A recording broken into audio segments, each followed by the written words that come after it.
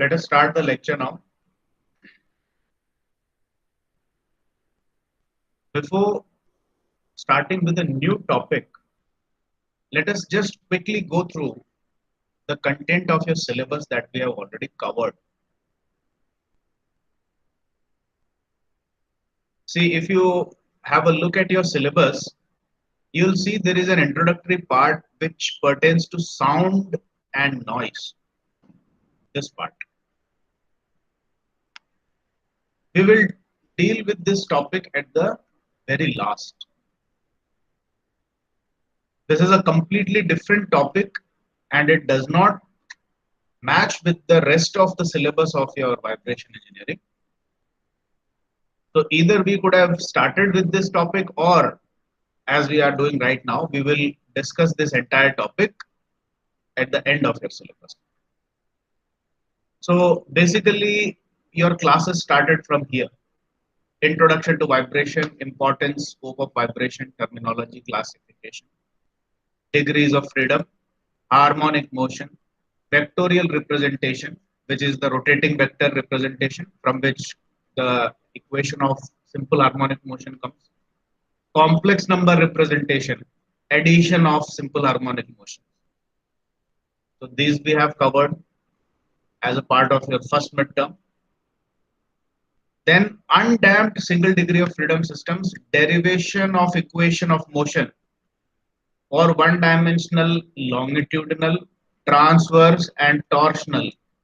If you remember, we have covered numerical problems from all these three topics: longitudinal vibrations, transverse vibrations of cantilever and simply supported beams, and torsional vibrations of shafts without damping, using Newton's second law, D'Alembert's principle, and principle of conservation of energy. Compound pendulum, we have covered. Center of percussion, we have covered. Then damped vibrations came.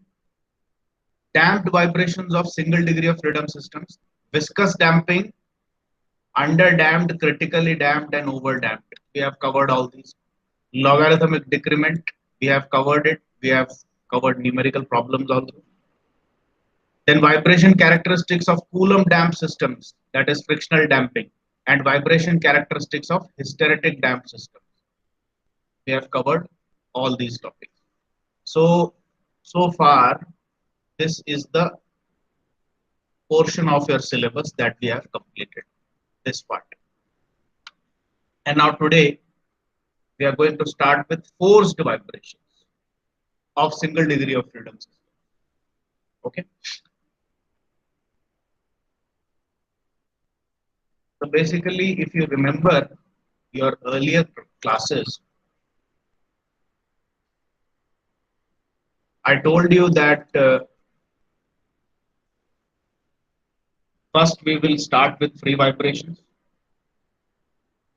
no damping,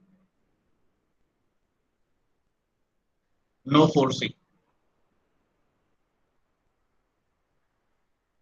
Then we increased the layer of difficulty. We removed this constraint of no damping. We added damping. So damping was of various types. The damping could have been viscous damping, Coulomb damping, hysteretic damping, anything. So we have covered all the free vibrations with damping. And now we are going to add another layer of difficulty, or we are coming more to the real world scenario. We are introducing forced vibrations. So free is gone. Now the vibrations are damped as well as forced. Now what is the meaning of this forced vibration? Forced vibration means vibrations are occurring, but they are not occurring on their own accord. अपने आप नहीं vibrate कर रही है चीजें, आप externally force दे के vibrate करवा रहे हो. So now, as soon as the question of you forcing a system to vibrate comes up, then immediately the question that should come to your mind is कि अगर मैं फोर्स दे रहा हूं तो क्या एक फोर्स देने से वाइब्रेशन होती है क्या? For example, if there is a mass sitting on the ground and if I apply a force to this mass, Does it start vibrating or does it simply start moving? The obvious answer is that it will start moving. There is no question of vibration. So how can you say that if I give an external force, my system is going to vibrate? Okay. Even if we take a spring mass system, somebody might argue कि भाई एक जमीन पर रखी हुई मास को vibrate करने के लिए इलास्टिसिटी का कोई कंपोनेंट भी तो होना चाहिए. यहाँ तो कोई इलास्टिक कंपोनेंट है नहीं. तो मैंने बोला चलो इलास्टिक कंपोनेंट देते हैं. Let us give you a spring and a mass. Now we are in the realm of vibration. अब तो यहाँ वाइब्रेशन होना ही चाहिए. Now once again, if I pull the mass down with a force, a constant force F, will it vibrate or not? Anybody?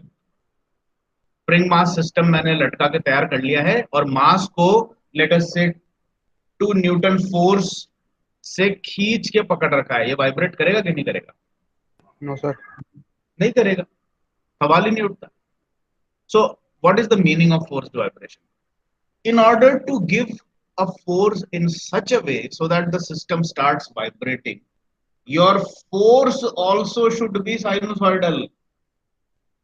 आपका forcing function, ये जो force आप लगा रहे हैं, ये खुद साइनोसॉइडल या ऑसिलेटिंग फोर्स होनी चाहिए. अभी तक अपन इस तरह की साइन ग्राफ किसके लिए बनाते थे? डिस्प्लेसमेंट के लिए बनाते थे कि भाई अगर कोई चीज सिंपल हार्मोनिकली वाइब्रेट कर रहा है, जैसे ये मास अगर ऊपर नीचे ऐसे ऐसे ऑसिलेट कर रहा है, तो इसका मतलब है कि इसका डिस्प्लेसमेंट टाइम ग्राफ जो बनेगा वो साइनोसॉइडल बनेगा. ये सीखा है हमने.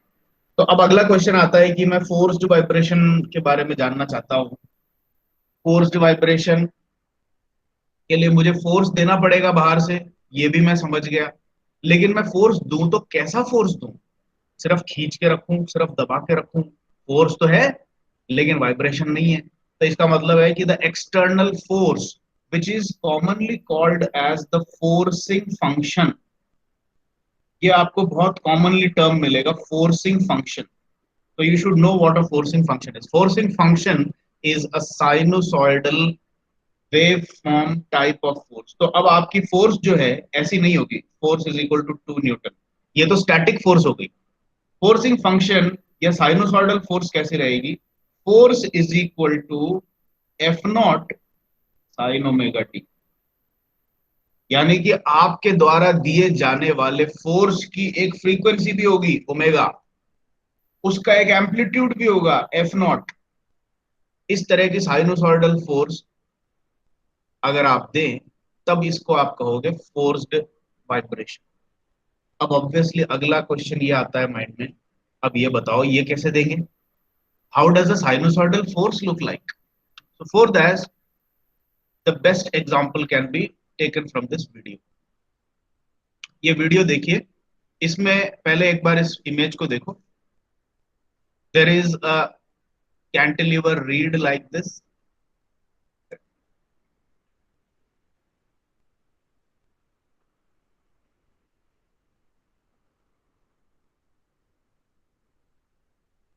ये देखो, ये ट्रनियन है. आपके वाइब्रेशन लैब के एक्सपेरिमेंट में अपन ने ऐसा इक्विपमेंट देखा हुआ है. ये देखिए इक्विवेलेंट स्प्रिंग मास सिस्टम का, if you remember. This is the cantilever rod. यहां से आपने स्प्रिंग को लटका दिया है. ये इक्विपमेंट आपने एक्सपेरिमेंट किया है लैब में, ठीक है. And instead of placing a static load, we have placed a motor here. ये देखो एक पूरी की पूरी मोटर, एक मशीन है ये, इसको ही रख दिया कैंटिलीवर पे, ठीक है. And it is powered. इस पे तार वार गए हैं, ये आप देख सकते हैं. So the motor is going to rotate now, ठीक है. आप जैसे ही इसको पावर दोगे, ये मोटर इस बीम पे रखी हुई है, यहाँ पर ये हिंज्ड है और यहाँ पर स्प्रिंग से कनेक्टेड है. And now what you are going to do is, first of all let me explain कि इस मोटर में ये जो डिस्क दिख रही है इसकी खासियत क्या है.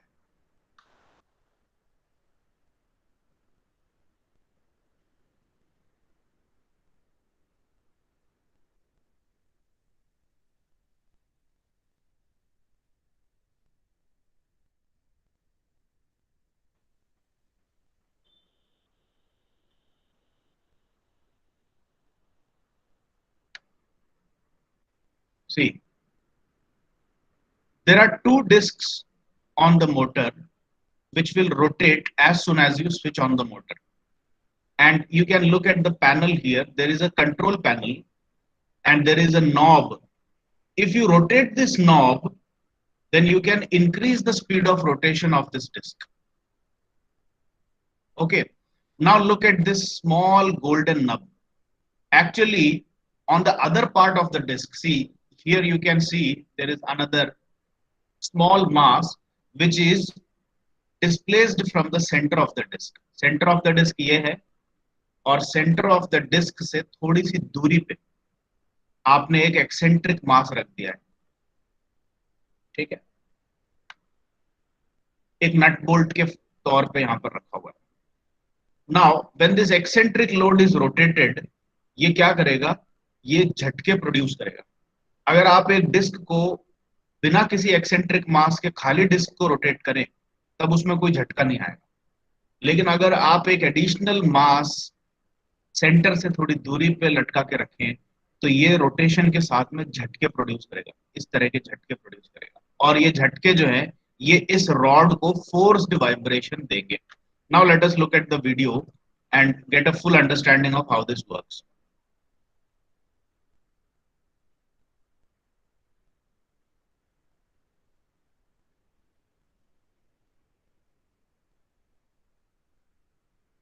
ये देखो, अभी इसका रोटेशन स्टार्ट हो गया. ये आपको मास दिख रहा है, imbalance mass.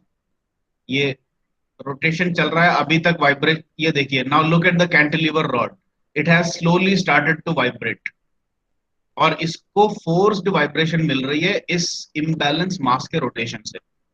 Now they will increase the speed slowly और इंक्रीज स्पीड के साथ में इम्बैलेंस मास का एम्पलीट्यूड बढ़ेगा और ये वाइब्रेशन भी बढ़ेगा. एक बार आप देखिए, just to understand how forced vibration works.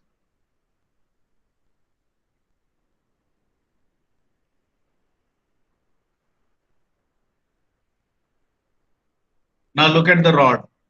The vibrations are slightly increasing. इसकी स्पीड ऑफ रोटेशन बढ़ा दी तो फोर्स्ड वाइब्रेशन की फ्रीक्वेंसी चेंज कर दी है. और देखें थोड़ा सा, ये देखो. Now look at the vibration of the rod. ये देखा आपने, मोटर इम्बैलेंस्ड है और इम्बैलेंस्ड मोटर के रोटेशन से फोर्स्ड वाइब्रेशन जनरेट होता है. And this type of vibration that you are seeing is not a static force, it is a sinusoidal force. ये जो वाइब्रेशन है ये इसको ऊपर नीचे वाइब्रेट करवा रही है. So this is a forcing function.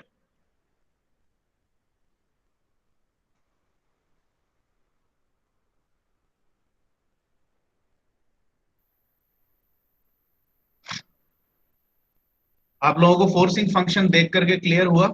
Did you get an idea कि फोर्सिंग फंक्शन क्या होता है? Can anybody confirm?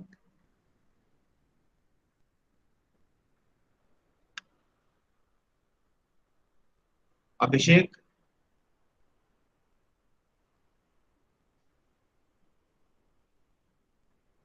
Sir, can you repeat what you said? Forcing function क्या होता है ये क्लियर हुआ आपको?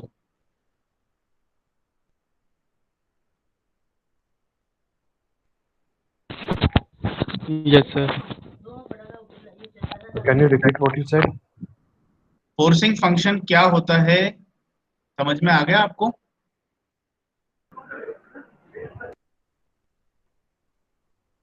सर एक बार और दिखा दीजिए.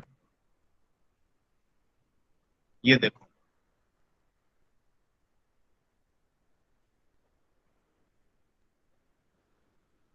पहले तो ये जानिए कि इस पे एक इम्बैलेंस मास है. ये देखो, ये इम्बैलेंस मास यहाँ पर रखा हुआ है इस पे. और इम्बैलेंस मास को जब आप डिस्क के साथ रोटेट करते हैं तो ये आपकी पूरी मशीन को ऊपर नीचे झटके देता है. इस तरीके से आपने फोर्स्ड वाइब्रेशन क्रिएट किए. अब क्लियर हुआ? Yes sir. ठीक है. So this is the meaning of forcing function. F is equal to F naught sine omega T.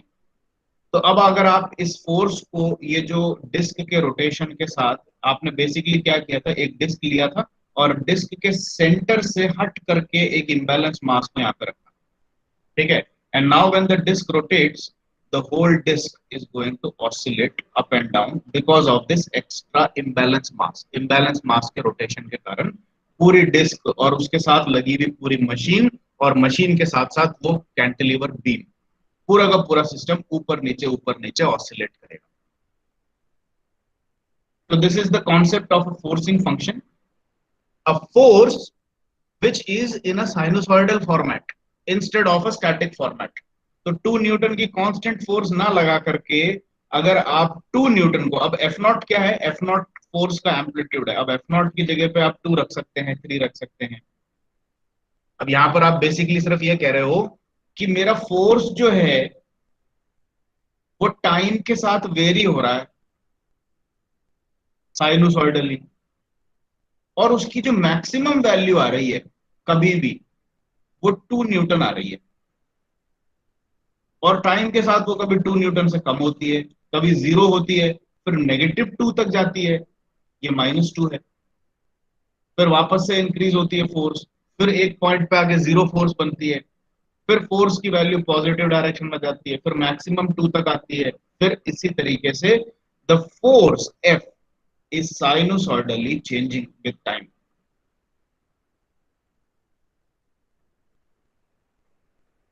ठीक है, this is the meaning of a forcing function. अब sinusoidal forcing function को एक दूसरा technical नाम और दिया जाता है, you call it as harmonic excitation. कई बार न्यूमेरिकल्स में और किताबों में आपको ये टर्म मिलेगा, a system is harmonically excited और harmonic excitation is given to the system. तब आपको ये नहीं लगना चाहिए कि यार ये क्या चीज है। हार्मोनिक एक्साइटेशन का मतलब है एक साइनुसॉइडल फोर्सिंग फंक्शन को सिस्टम पे लगाया गया। जैसा कि आपने अभी रोटेटिंग मास को देख करके समझ लिया कि फोर्सिंग फंक्शन कैसे लगाते हैं सिस्टम पे, किसी न किसी तरीके से अपन फोर्सिंग फंक्शन क्रिएट कर सकते हैं। एक रेसिप्रोकेटिंग सिस्टम को लेकर के भी आप फोर्सिंग फंक्शन क्रिएट कर सकते हो, लेकिन अभी बहुत ज्यादा एग्जांपल्स अपन के पास में टाइम नहीं है देखने का। I hope you have understood the meaning of harmonic excitation. ठीक है, तो अब अपन क्या करने जा रहे हैं। अभी तो आपने एक रियल वर्ल्ड सिस्टम देखा कि रियल वर्ल्ड सिस्टम में एक्चुअली हार्मोनिक एक्साइटेशन कैसे क्रिएट की जाती है। आपके इंजन के अंदर भी रोटेटिंग पार्ट्स होती हैं ऑटोमोबाइल्स में वाइब्रेशन क्यों आती है, क्योंकि आपके रोटेटिंग और रेसिप्रोकेटिंग पार्ट्स बैलेंस्ड नहीं है, इसीलिए। And there is no way of perfectly balancing everything. थोड़ा बहुत बैलेंस किया जा सकता है, लेकिन 100% बैलेंसिंग किसी मशीन की नहीं कर सकता कोई, अभी तक अपने पास ऐसी टेक्नोलॉजी नहीं है। ठीक है, तो थोड़ा बहुत जो इम्बैलेंस रहेगा रोटेशन में और रेसिप्रोकेशन में, उस अनबैलेंस के कारण आपकी मशीन, जिस तरह से ये आपकी रॉड वाइब्रेट होती हुई दिखी थी, उसी तरीके से आपकी आपकी जो गाड़ियां हैं उन गाड़ियों में भी वाइब्रेशन फील होती है।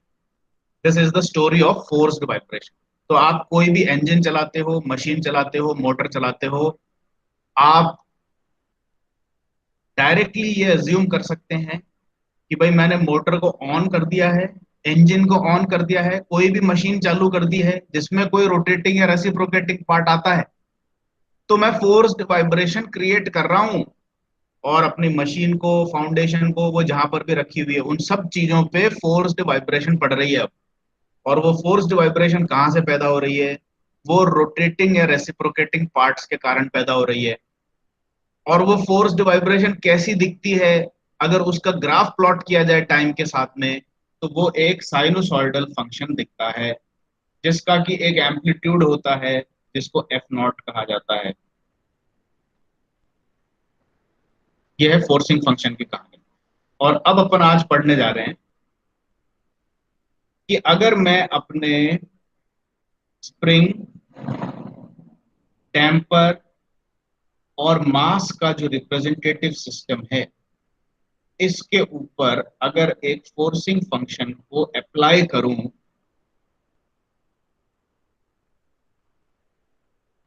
Then how is my mathematics going to come out.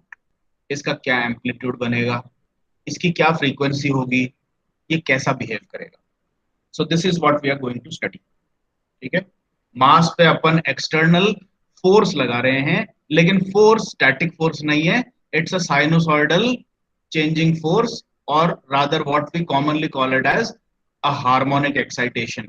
Harmonic इसीलिए क्योंकि ये फोर्स आपका साइनोसॉइडल फंक्शन है. It's a simple harmonic force. Okay. यहाँ पर मैंने आपके लिए कंप्लीट सेट ऑफ नोट्स वापस से लिख के तैयार कर लिए हैं, and much more than required explanations have been written by my own hand.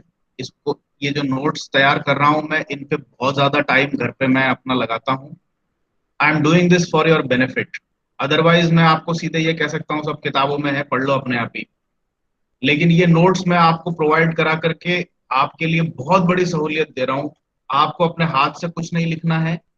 आप ये नोट्स अपना कंप्लीट सिलेबस मान सकते हैं, और नोट्स के अंदर का जो डेरिवेशन और एक्सप्लेनेशन पार्ट मैंने दे दिया है, तो न्यूमेरिकल प्रॉब्लम्स को छोड़ करके आपको किसी किताब को रेफर करने की जरूरत ही नहीं पड़ रही है. यहाँ पे you can just simply refer my notes, you collect it and you keep reading these notes. ये जितने भी नोट्स मैं सीक्वेंस वाइज जनरेट कर रहा हूँ आपके, दिस इज सीक्वेंस नंबर 8. ये देखिए, इससे पहले 7 सेट ऑफ नोट्स आपको दे चुका हूँ. This is the 8th set of notes. You keep collecting these notes as and when they come in your classroom. Classroom में मैं पोस्ट करता हूँ. आप इनको आलस के चलते आगे ना बढ़ने दें, क्योंकि बाद में ढूंढना मुश्किल हो जाएगा. फिर आप मेरे से मांगोगे सर हमारे को नोट सारे एक साथ दे दो. मैं नहीं दूंगा. ठीक है. अपने आप इतनी जिम्मेदारी लो कि सब पका पकाया मिल रहा है तो कम से कम इसको एक जगह इकट्ठा करके एक फोल्डर बना करके रखो, ताकि कभी भी रेफर करना पड़े तो उसमें से डायरेक्टली कम से कम पढ़ाई तो कर सको. So please collect these notes and study from the notes only. There is no need for you to refer any book if you are referring my notes. ठीक है. Anyway, we are starting with forced vibrations of single degree of freedom systems. अब पहले एक बार forced vibration का categorisation भी देख लें कि क्या फोर्स्ड वाइब्रेशन हमेशा साइनोसॉइडल होती है? नहीं होती. तो सबसे पहले तो ये सीखें, forced vibration could be periodic, they could be impulsive, और दे कुड बी रैंडम. ठीक है. जो पीरियोडिक फोर्सिंग फंक्शंस हैं वो ही हार्मोनिक हो सकती है. जो नॉन पीरियोडिक है, जैसे कि इंपल्सिव और रैंडम जो है, they are non periodic, so they cannot be put as a sinusoidal waveform. Impulsive forcing function का मतलब है झटका, शॉक्स और जर्क्स. ठीक है. So shocks and jerks can be impacted on your system. आपकी गाड़ी पे जैसे गड्ढे में गिर गई या फिर कोई टक्कर हो गई, तो इस तरह की जो रैंडम शॉक्स और इंपल्सिव फोर्सिंग फंक्शंस हैं, वो आपकी फोर्सिंग फंक्शन तो होती है लेकिन वो साइनोसॉइडल नहीं होती. इसकी पढ़ाई अपन नहीं कर रहे, but you should know that there are some forcing functions which are non periodic also.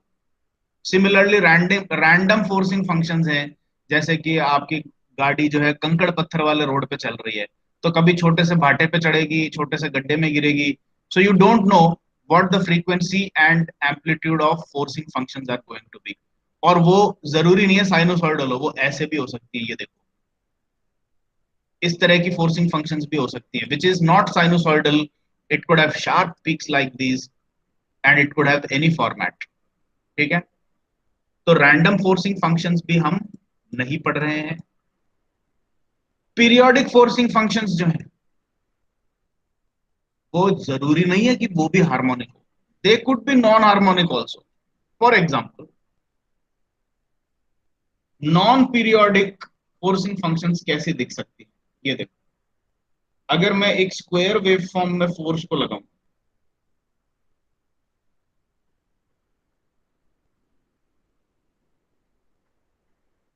और वो भी उसका टाइम पीरियड जो है आप देखें हर बार वेरी हो रहा है,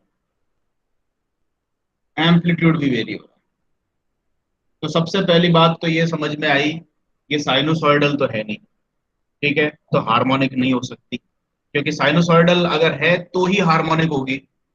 दूसरी बात, इसका टाइम पीरियड देखिए, कभी तो इसका डिस्टेंस कम है, कभी इसका डिस्टेंस म्यूचुअल डिस्टेंस ज्यादा है. तो the start and stop of different wave forms is not uniform. Time period same नहीं है तो ये पीरियोडिक भी नहीं है।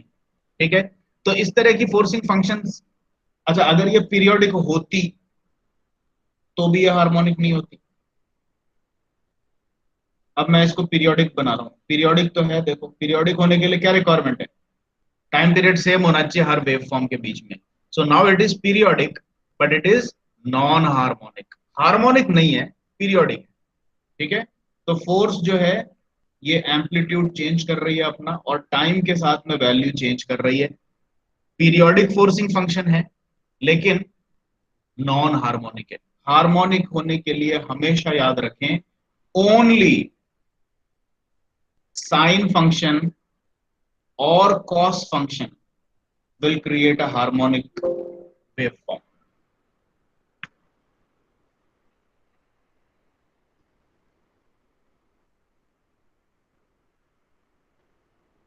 कभी भी हार्मोनिक की गणित समझनी हो तो इमीडिएटली मन में स्ट्राइक हो जाना चाहिए आपके, या तो साइन आएगा या तो कॉस आएगा, और कोई भी ट्रिग्नोमेट्रिक आइडेंटिटी हार्मोनिक फंक्शन नहीं क्रिएट कर सकती।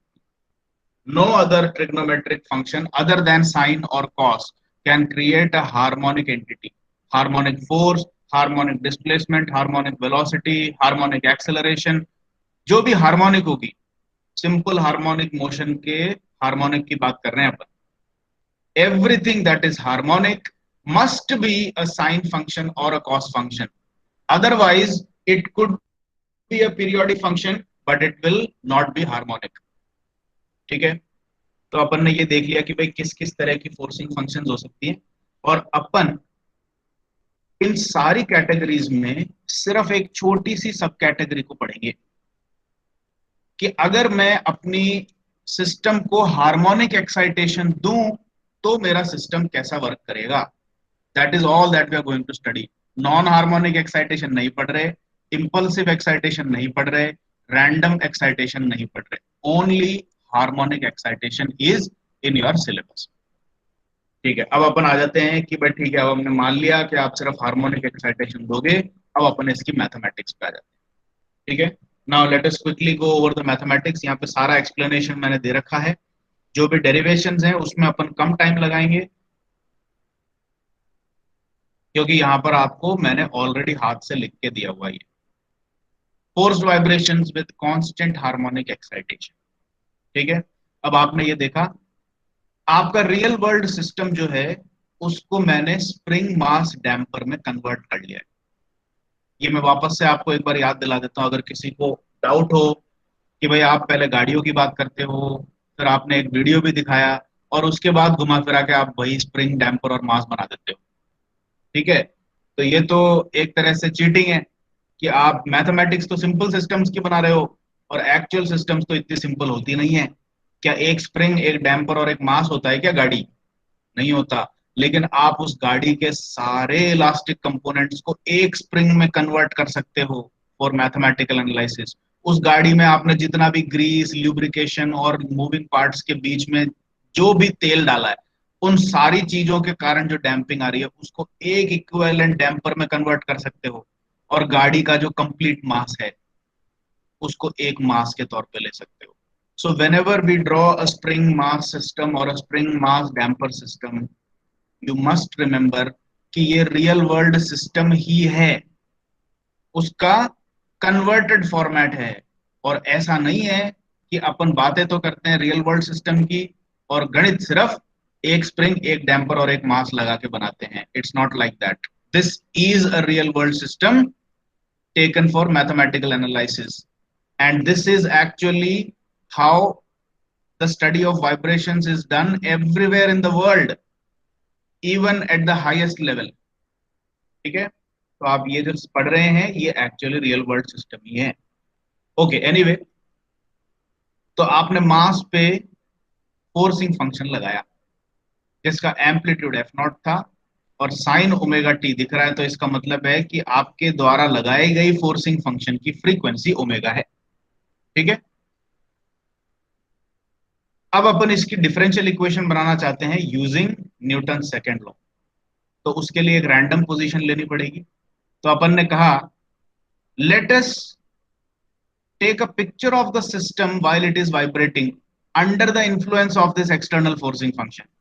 तो आपने पिक्चर खींची, you found that the mean position of the mass spring and damper system, यानी कि जहां पर ये चुपचाप बैठा था वो पोजीशन इस लाइन से दी जाती है। And at the moment that you click the picture for analysis, you found that the mass was y distance below the mean position and it was moving downwards, and while it was moving downwards it had an instantaneous velocity of y dot। ये चीजें आप मान करके start कर रहे हैं अपना assumption. बिल्कुल अपन ने जनरल टर्म्स लिए हैं, अपन ने कोई भी न्यूमेरिकल वैल्यू नहीं ली है। मैंने ये नहीं कहा कि ये 1 मीटर 2 मीटर नीचे है, मैंने ये नहीं कहा कि ये 1 मीटर पर सेकेंड या 2 मीटर पर सेकेंड से नीचे जा रहा है। मैंने सब कुछ जनरल वैल्यूज और जनरल वेरिएबल्स ले लिया। So at an instant while the system is vibrating with forcing function f naught sin omega t, the instantaneous position says that it is y distance below the mean and it has y dot velocity moving downwards।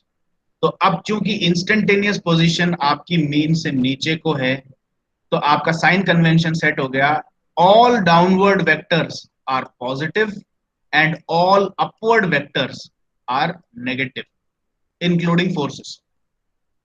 ठीक है, now using this sign convention, अब मैंने ये कहा mass into acceleration is equal to एक force, दूसरी force, तीसरी force, तीन फोर्सेस को ऐड किया है यहाँ पे। बेसिकली ये क्या चल रहा है यहाँ पे, अपन न्यूटन्स लॉ जब भी लगाते हैं तो यही कहते हैं कि बस हमको तो ये बनाना है, force is equal to mass into acceleration is equal to summation of forces बनाने हैं अपने को। तो यहां पर मैं बेसिकली ये कह रहा हूं कि मेरे पास में तीन फोर्सेस हैं, damper force, spring force and your harmonic excitation. ये तो फोर्स आप लगा ही रहे हो बाहर से, तो F naught sine omega T आ जाएगा, चाहे ऊपर जा रहा हो चाहे नीचे जा रहा हो, ये साइन ओमेगा टी जो है उसके सिंबल को अपने आप कैप्चर कर लेगा। तो इसको तो प्लस कर दो आप। ठीक है, अब देखते हैं कि ये डैम्पर फोर्स और स्प्रिंग फोर्स कैसे बनाई गई। डैम्पर कभी भी आपको दिया गया हो सी और आपसे पूछे कि फोर्स ऑफ डैम्पिंग कितनी है, तो आपको सिर्फ ये पता करना है, आप ये पूछ लेना कि इस डैम्पर पे क्या वेलोसिटी लग रही है, ये बता दो हमें, वेलोसिटी चाहिए हमें। तो आपने बोला कि चलो ठीक है वेलोसिटी ले लो, v है, तो आप बोल देना कि तो डैम्पर की फोर्स आपने पूछी, it is cv, that's it, story over. अगर आपके पास में स्प्रिंग है, उसका स्प्रिंग कांस्टेंट k है, और अब आपसे कोई पूछे कि बताओ स्प्रिंग फोर्स कितनी है, तो अब आपको सिर्फ एक ही क्वेश्चन पूछना है कि आप तो मेरे को बता दो कि स्प्रिंग का डिस्प्लेसमेंट कितना है। तो बोला कि ठीक है y है डिस्प्लेसमेंट, तो बोला कि तो स्प्रिंग फोर्स k y, बात खत्म। Anytime you have to construct a spring force, you multiply spring constant with displacement. Anytime you have to construct the damper force, you multiply the damping coefficient with velocity. So damper की force c into v होती है, spring की force k into y। अब ये चीज अपन को पहले से ही पता है, हालांकि मैंने इसीलिए आपको रिपीट कराया क्योंकि I am pretty sure that most of you must have forgotten about it. See जो कोएफिशिएंट होता है, ये वैसे ही आप अपने पुराने नोट्स रेफर करेंगे तो the force of damping is proportional to velocity, और इसका जो प्रोपोर्शनैलिटी कांस्टेंट आता है वो ही है आपका सी। तो डैम्पर फोर्स तो पहले से ही सी इंटू वी थी।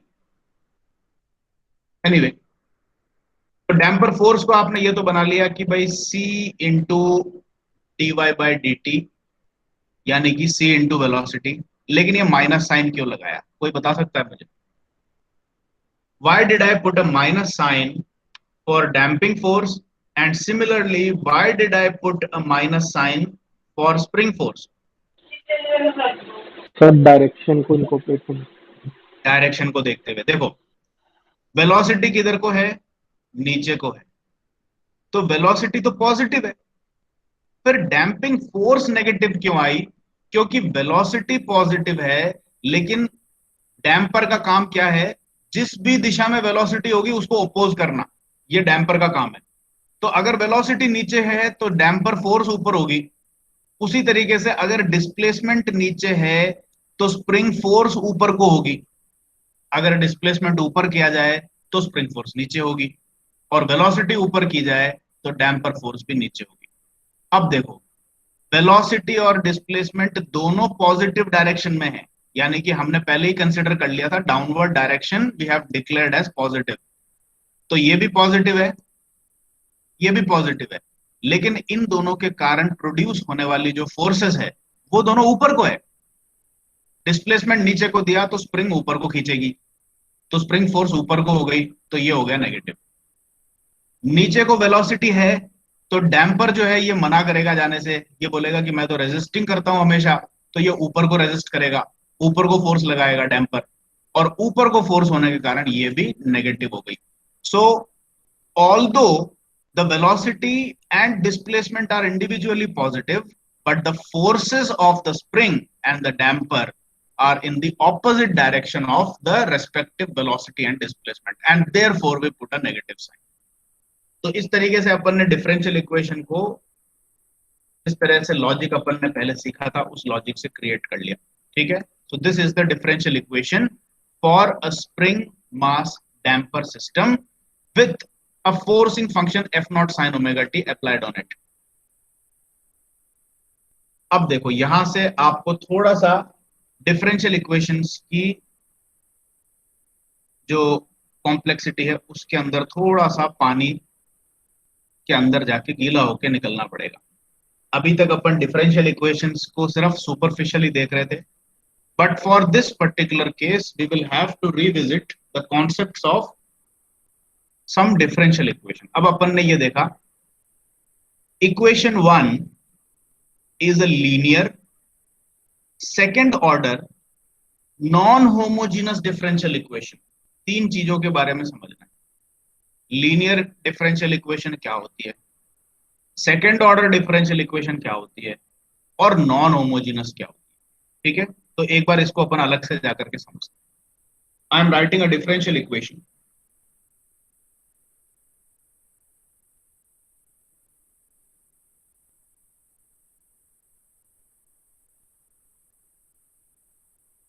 हाँ भाई, ये डिफरेंशियल इक्वेशन लीनियर है या नॉन लीनियर है, कोई भी बता दो। तुक्का मारना है, तुक्का मार दो। लीनियर है sir. This is non linear. क्यों?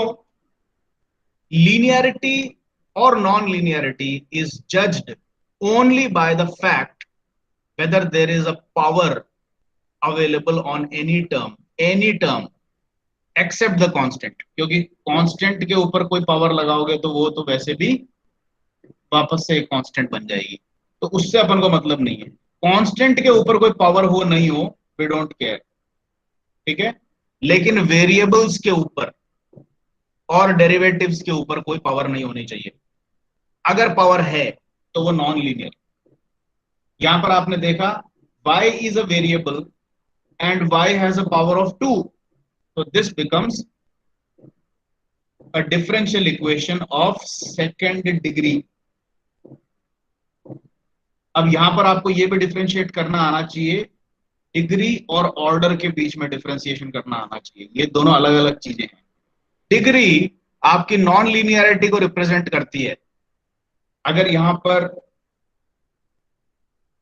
y स्क्वायर की बजाय y क्यूब आ गई तो इक्वेशन की डिग्री कितनी हो गई? 3। ये थर्ड डिग्री की इक्वेशन बन गई। ठीक है, अब इसी इक्वेशन का ऑर्डर बताओ। One sir. इसका ऑर्डर 1 है। डिग्री चेक करने के लिए आपको यह देखना होता है कि सारे वेरिएबल टर्म्स में सबसे बड़ी पावर कौन सी है। ठीक है, तो वो पावर जो है वो डिग्री हो जाएगी। ऑर्डर चेक करने के लिए आपको यह देखना है कि डिफरेंशिएशन मैक्सिमम कितने लेवल तक किया गया है। तो यहां पर आपका डिफरेंशिएशन वाला टर्म एक ही है और यहां पर सिर्फ एक बार डिफरेंशिएशन हुआ है, तो ऑर्डर हो गया 1। तो this is a first order third degree differential equation. ठीक है, एक और एग्जांपल लेता हूं, तैयार रहिए अपना लॉजिक लगाने के लिए।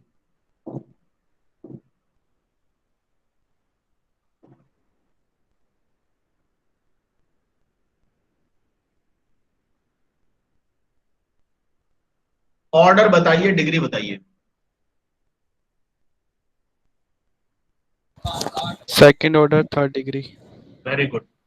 डिग्री तो 3 हो गई क्योंकि पावर देखनी है डिग्री के लिए, और जरूरी नहीं है कि पावर जो है वो सिर्फ सिंगल वेरिएबल पर हो, वो डेरिवेटिव्स के ऊपर भी पावर हो सकती है, जैसा कि मैंने यहां पर d2y/dt² को 3 की power they the. So it is a third degree second order differential equation. ठीक है, समझ में आ गया ना सबको? लास्ट एक रैंडम एग्जांपल ले रहा हूं।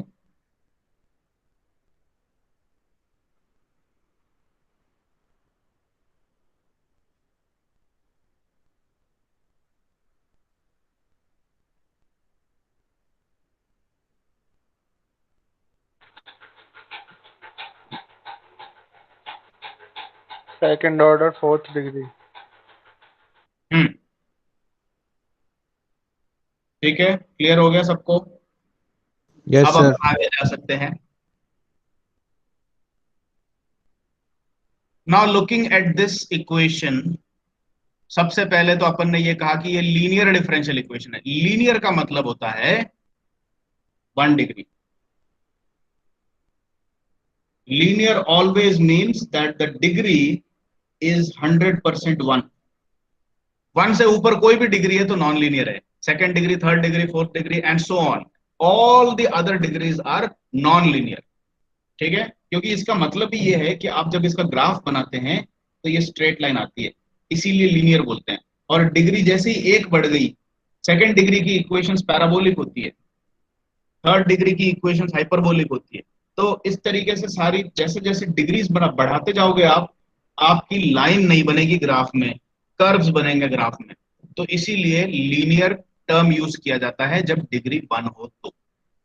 सो वी ऑल एग्री, इसके ऊपर पावर 1 है, इसमें भी पावर 1 है। वेरिएबल की देखनी है, ठीक है, सी और के की बात नहीं कर रहे, एम की बात नहीं कर रहे, इन ये जो वेरिएबल टर्म्स है इनकी बात कर रहे हैं।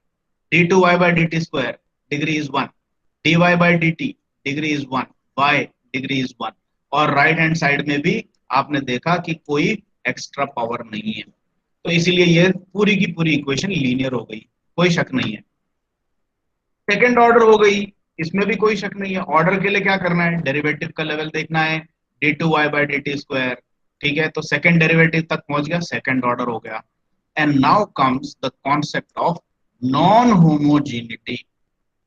अब ये क्या चीज है, बोला कि भाई आपकी डिफरेंशियल इक्वेशन नॉन होमोजीनियस है। नॉन होमोजीनियस के लिए मैंने यहाँ पर एक छोटा सा थंब रूल आपको दिया हुआ है। हालांकि होमोजेनिटी नॉन होमोजेनिटी पे अगर आप फिर पढ़ाई करने जाएं तो अपनी पूरी क्लास खत्म हो जाएगी, अपने को सिर्फ इतना देखना है। सबसे पहले होमोजेनिटी को समझने के लिए इस इक्वेशन को देखें एक बार ध्यान से।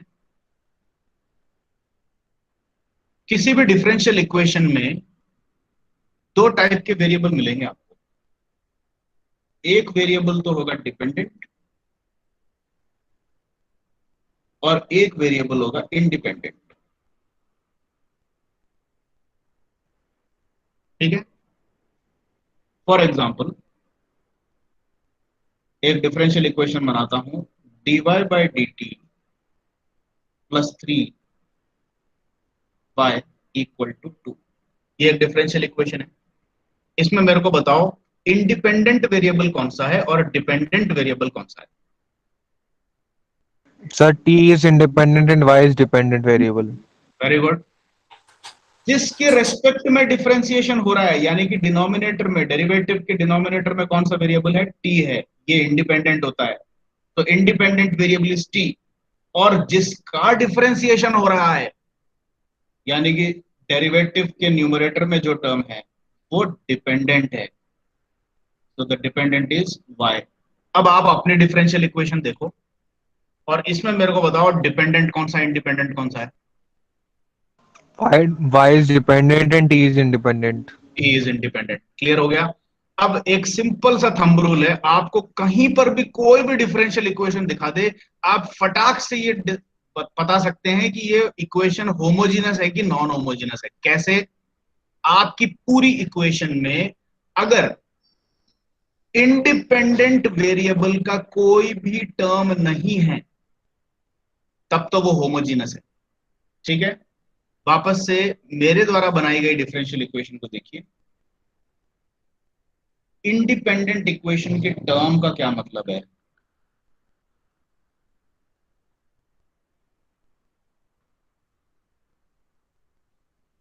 ये dy by D T independent की टर्म नहीं है, 3y इंडिपेंडेंट की टर्म नहीं है। ठीक है, इंडिपेंडेंट की टर्म कैसे होती? एक दूसरी डिफरेंशियल इक्वेशन लिखता हूं, dy by D T plus 3y equal to 2t। अब इन दोनों इक्वेशंस को कंपेयर करो आप। ठीक है, इस वाली इक्वेशन को मैं चाहूं तो ऐसे भी लिख सकता हूं, let us rewrite it, dy by D T plus 3y minus 2t equal to 0, and similarly the above equation can be written as minus 2 equal to 0, and now you compare these two.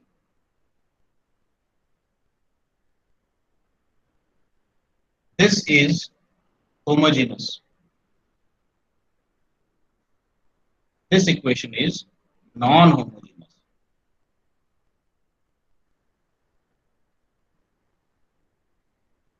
Simple thumb rule है, independent variable से construct किया हुआ कोई भी term नहीं हो तो homogeneous है, अगर हो तो नॉन होमोजेनस है।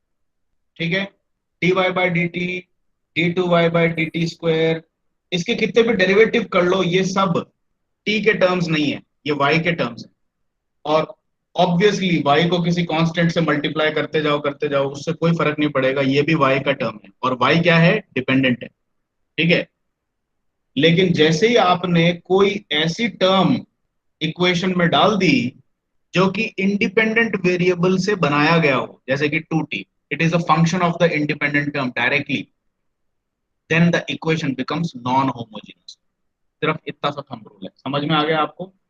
अब आप मेरे को अपनी डिफरेंशियल इक्वेशन देख के बताओ कि ये नॉन होमोजेनस दिख रही है या होमोजेनस दिख रही है?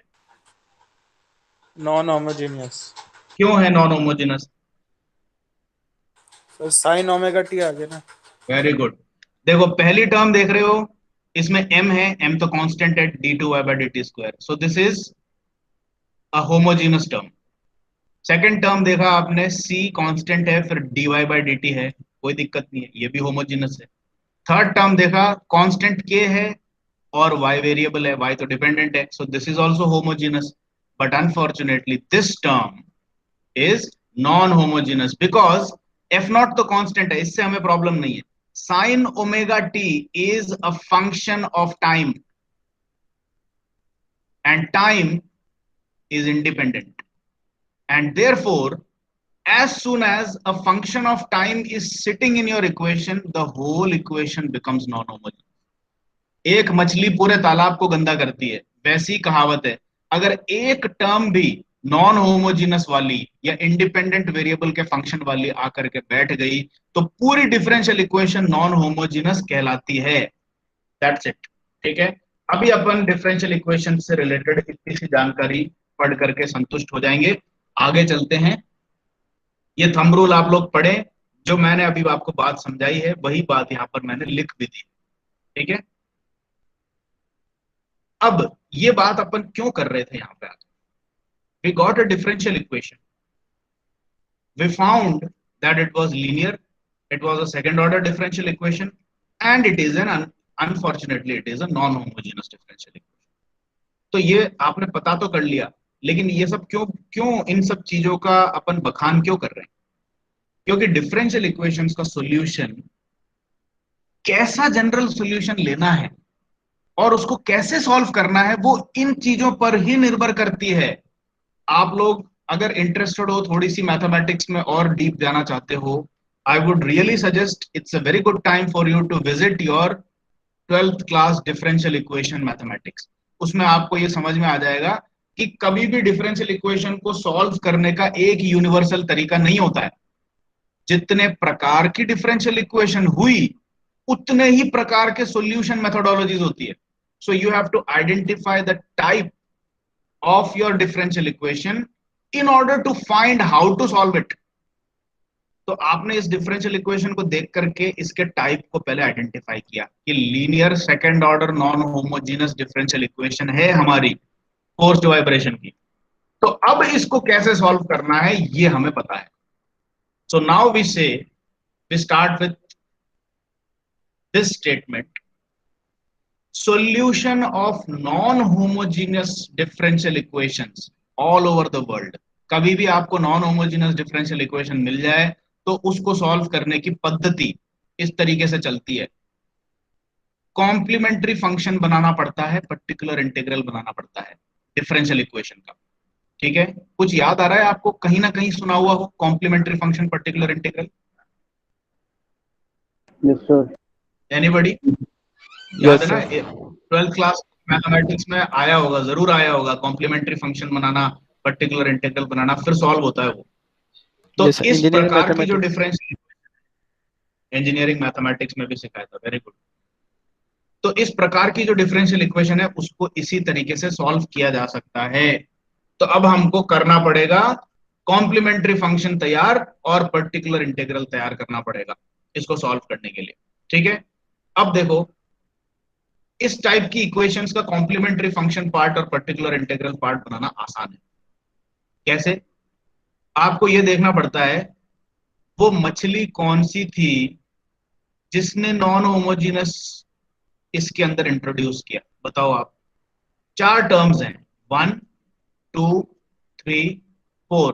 There are 4 terms in the entire equation. Which term brought the non homogeneity?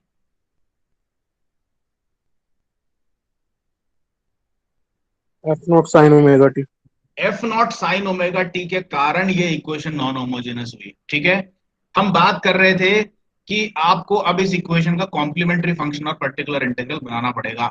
कभी भी इस तरह की बात आ जाए तो आपको क्या करना है, आप अपने डिफरेंशियल इक्वेशन में से इस मछली को गायब कर दो, तो जो बचेगा वो कॉम्प्लीमेंट्री फंक्शन है। As simple as that.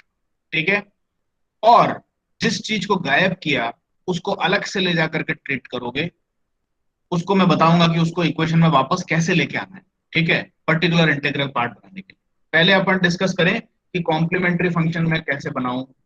It's very simple. Complementary function बनाने के लिए आपको ये देखो, राइट साइड में से मैंने F naught sine omega T को गायब कर दिया, रह गया 0। तो ये जो इक्वेशन है this is called as the complementary function part और सी एफ। ठीक है, अब आगे चलते हैं कि कॉम्प्लीमेंट्री फंक्शन पार्ट का अब आपको सॉल्यूशन बनाना है। पर्टिकुलर इंटीग्रल अभी अपन ने बनाया नहीं है, पर्टिकुलर इंटीग्रल पार्ट जब बन जाएगा तो उसका सॉल्यूशन अलग से बनाना है। तो देखो अब डिफरेंशियल इक्वेशन में कभी भी कॉम्प्लीमेंट्री फंक्शन और पर्टिकुलर इंटीग्रल आ जाते हैं।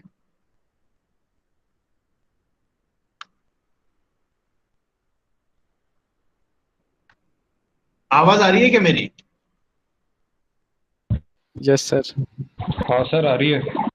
वो कुछ कमेंट आया है किसी को आवाज नहीं आ रही है करके। ठीक है, anyway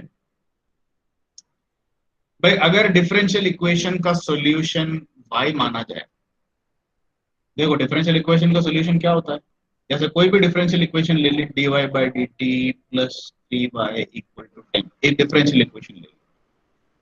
And when you speak about the solution of the differential equation, you are basically speaking about finding something like this: y is equal to function of time। तो y निकालना ही सॉल्यूशन है इसका डिफरेंशियल इक्वेशन।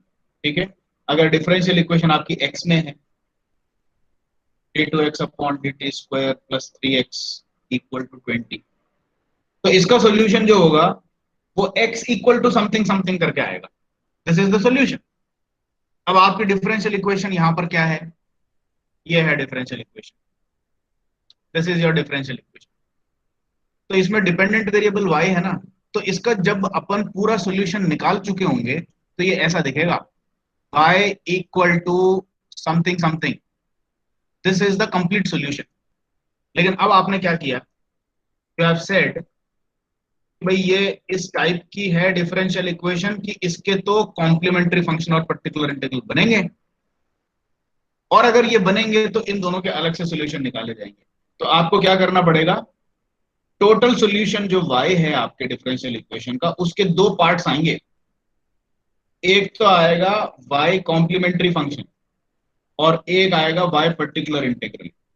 इन दोनों को आप अलग से solve करोगे और उसके बाद जब आपको y कॉम्प्लीमेंट्री और y पर्टिकुलर मिल जाएगा तो आप ये कहोगे हाँ भाई लाओ इन दोनों को जोड़ दो और ये मेरा कंप्लीट सॉल्यूशन हो गया y।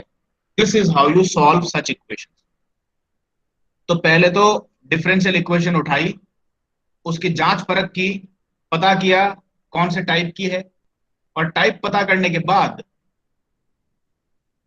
ये पता लग गया कि इसके कॉम्प्लीमेंट्री फंक्शन और पर्टिकुलर इंटीग्रल बनाने पड़ेंगे। और अगर बनाने पड़ रहे हैं तो कॉम्प्लीमेंट्री फंक्शन पार्ट का सॉल्यूशन निकालो अलग से, पर्टिकुलर इंटीग्रल पार्ट का सॉल्यूशन निकालो अलग से।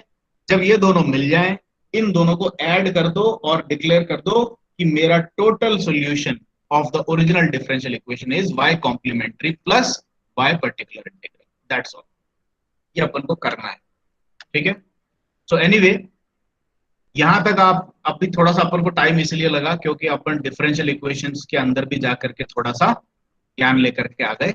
आगे जो बातें होने वाली है वो अपनी अब जल्दी जल्दी आगे बढ़ेगी और ज्यादा उसमें एक्सप्लेनेशन चाहिए नहीं, जितना मैंने नोट्स में लिखा है you can easily study from that. But anyway we will continue studying this topic. आज 12:30 बजे वापस से आपका लेक्चर है, तो आप लोग वापस इसी क्लासरूम में आए 12:30 बजे। We will continue with the topic. For now let me take your attendance.